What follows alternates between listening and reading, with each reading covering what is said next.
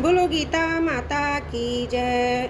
ओम श्री परमात्मने नमः। श्रीमद् भगवद गीता तृतीय अध्याय 13वां श्लोक। यज्ञ शिष्टाशिने संतो मुच्यन्ते सर्वकिल्बिषः भुजन्ति ते त्वघं पापा ये पचन्त्यात्म कारणात्। यज्ञ से बचे हुए अन्न को खाने वाले श्रेष्ठ पुरुष सब पापों से मुक्त हो जाते हैं, और जो पापी लोग अपना शरीर पोषण करने के लिए ही अन्न पकाते हैं वे तो पाप को ही खाते हैं। कर्तव्य कर्मों का निष्काम भाव से विधि पूर्वक पालन करने पर यज्ञ शेष के रूप में योग अथवा समता ही शेष रहती है। कर्म योग में यह खास बात है, संसार से प्राप्त सामग्री के द्वारा ही कर्म होता है, अतः संसार की सेवा में लगा देने पर ही वह कर्म यज्ञ सिद्ध हो जाता है। यज्ञ की सिद्धि के बाद स्वतः अवशिष्ट रहने वाला योग अपने लिए होता है। यह योग समता ही यज्ञ शेष है, जिसको भगवान ने अमृत कहा है। मुच्यन्ते सर्व किल्बिषः, यहाँ किल्बिषः पद बहुवचनांत है, जिसका अर्थ है संपूर्ण पापों से अर्थात बंधनों से। परंतु भगवान ने इस पद के साथ सर्व पद भी दिया है, जिसका विशेष तात्पर्य ये हो जाता है यज्ञ शेष का अनुभव करने पर मनुष्य में किसी भी प्रकार का बंधन नहीं रहता।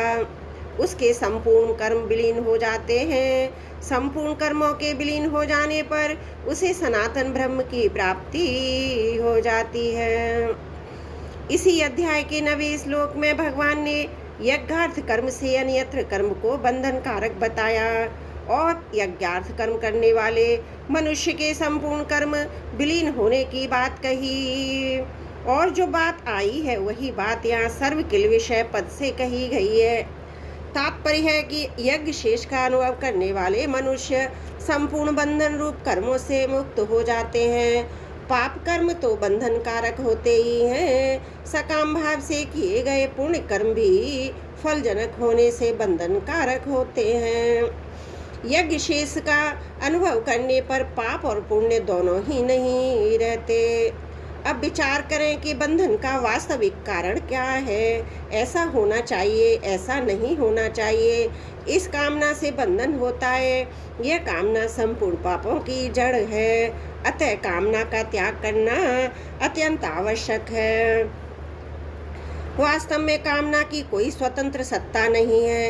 कामना अभाव से उत्पन्न होती है, और स्वयं सत स्वरूप में किसी प्रकार का अभाव है ही नहीं और हो सकता भी नहीं, इसलिए स्वयं में कामना है ही नहीं। केवल भूल से शरीर आदि असत पदार्थों के द्वारा अपनी एकता मानकर मनुष्य असत पदार्थों के अभाव से अपने में अभाव मानने लगता है।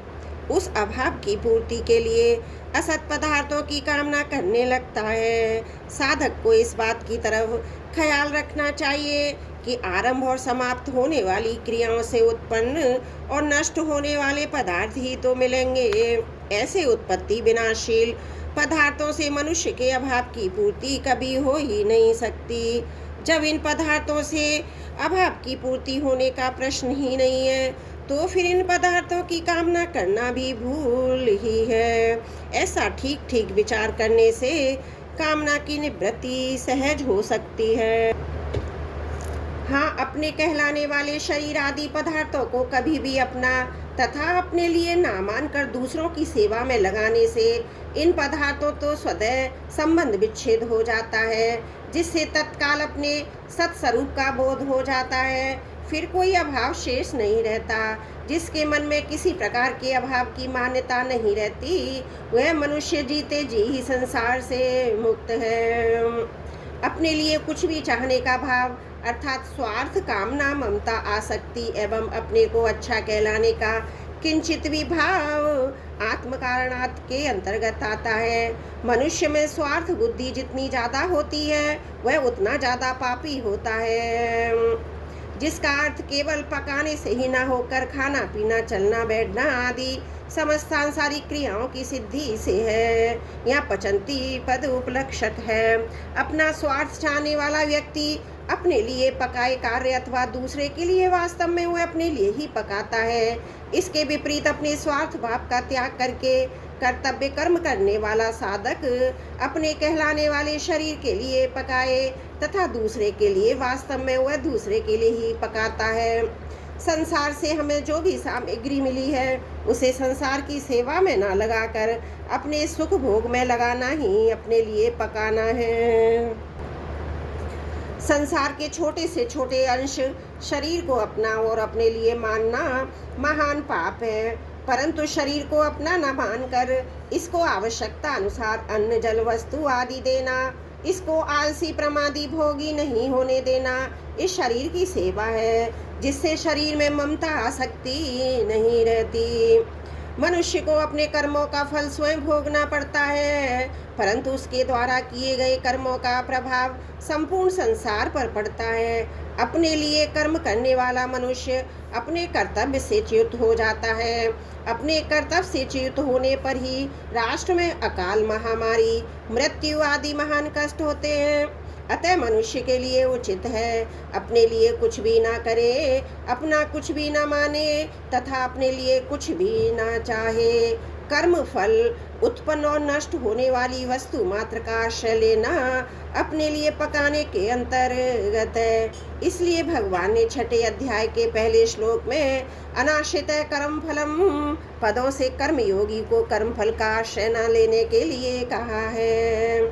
सर्वदा अनाश्रित हो जाने पर ही मनुष्य अपने लिए कुछ नहीं करता, जिससे वह योग में स्थित हो जाता है। भुज्यते ते त्वघम पापः। इन पदों से भगवान ने अपने लिए कर्म करने वाले की सभ्य भाषा में निंदा की है। अपने लिए किए गए कर्मों से वह इतना पाप संग्रह कर लेता है कि 84 लाख योनियां एवं नरकों का दुख भोगने पर भी खत्म नहीं होता, प्रत्युत संचित के रूप में बाकी रह जाता है। मनुष्य योनि एक ऐसा अद्भुत खेत है जिसमें जो भी पाप या पुण्य का बीज बोआ जाता है वह अनेक जन्मों तक फल देता है। अतः मनुष्य को तुरंत यह निश्चय कर लेना चाहिए, अब मैं पाप अपने लिए कर्म नहीं करूँगा। इस निश्चय में बड़ी भारी शक्ति है। सच तो ये है कि परमात्मा की तरफ चलने का दृढ़ निश्चय होने पर पाप होना स्वतः रुक जाता है। परिशिष्ट भाव में मनुष्य के पास शरीर, योग्यता, पद, अधिकार, विद्या, बल आदि जो कुछ है वह सब मिला हुआ है और बिछुड़ने वाला है।